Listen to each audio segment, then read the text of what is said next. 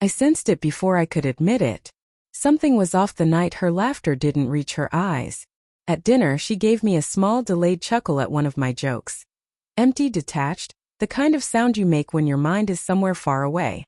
Her fork tapped against her plate, her gaze flicking toward the phone resting on the counter.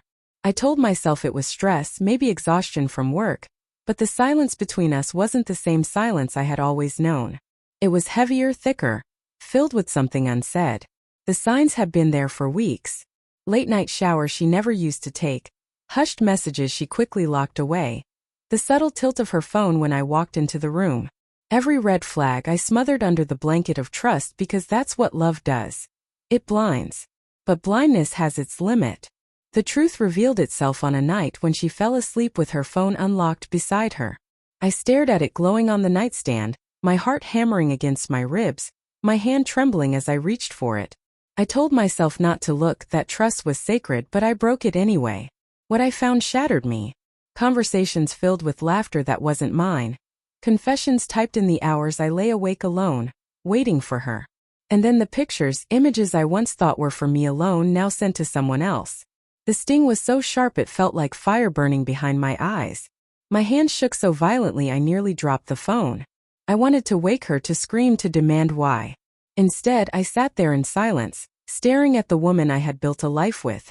She slept peacefully, as if she had done nothing at all, and I couldn't help but wonder how many times she had kissed me with another man's words still fresh on her lips.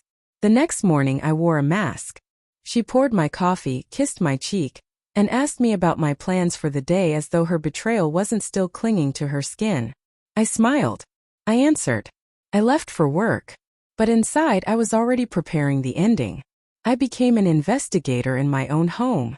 Every detail mattered. Receipts hidden in her purse, GPS routes she forgot to erase, the faint trace of cologne on her scarf that I didn't recognize. Each clue was another thread, another stitch in the shroud I was quietly weaving over our marriage. Still, some part of me hoped she'd confess. That she'd look me in the eyes, voice shaking, and admit the truth. But she didn't. She never did. That's when I understood the cruelest part.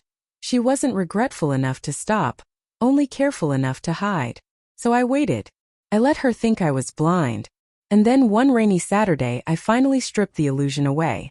She was folding laundry, humming softly when I asked her almost casually, "How late did you work last night?"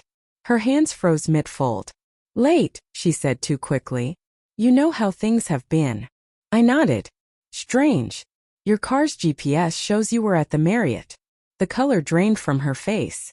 The clothes slipped from her hands. For a long, suffocating moment, she just stared at me, her mouth opening, closing, producing no sound. And then the tears came. Fast, uncontrollable, drowning her face. "I can explain," she whispered, reaching for me. Explain. The word itself felt insulting. How do you explain betrayal? How do you justify breaking vows spoken before God and family? She clutched at me, her sobs spilling out. "It was a mistake.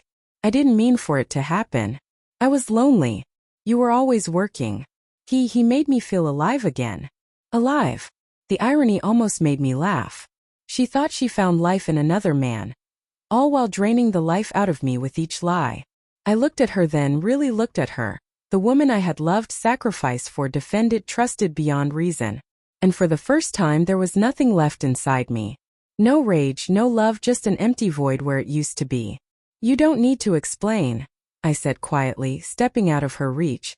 "I already know. And I'm done." Her legs buckled as though the words had struck her physically. "No, please. Don't say that.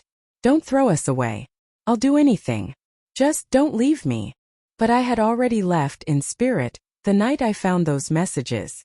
While she cried herself hoarse in the bedroom, I packed my bags in silence.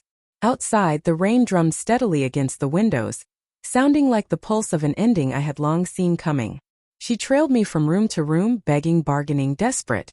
"We can fix this. Please. We can go to counseling."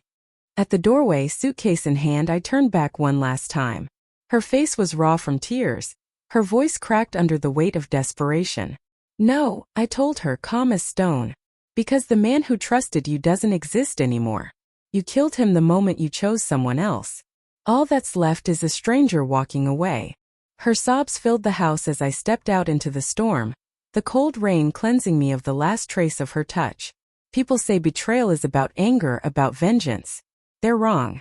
Betrayal is about endings. When the person you trusted most becomes the reason you'll never trust again, something inside you dies. And once it's gone, no amount of tears can bring it back. So while she drowned in her guilt behind me, I walked into the night carrying only one thing, my freedom. Because the ending had already been written, and it didn't include her.